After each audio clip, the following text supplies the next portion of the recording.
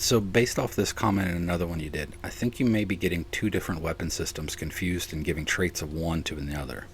And that's pretty common, but let's differentiate the two different systems that you may be thinking about.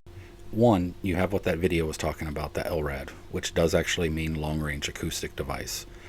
Then you have an ADS, an active denial system. While they are very similar because they have the same use when dealing with crowds and area denial, they are two completely different systems with two different sets of technology. But because terminology is important, I do have to point out that it is long-range acoustic device, and we know this because that's what the military and the manufacturers refer to it as.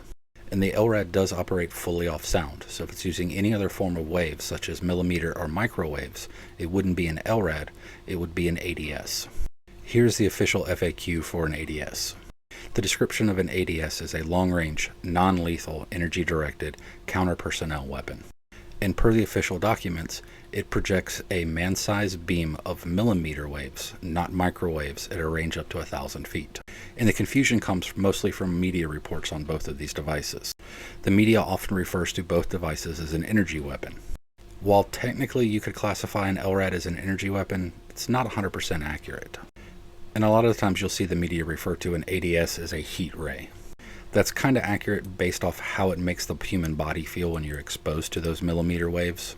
But the reporting about ADSs really took off after the Black Lives Matter protests in DC, and Trump and the military police wanted to see if the DC National Guard had an ADS that they could use against protesters.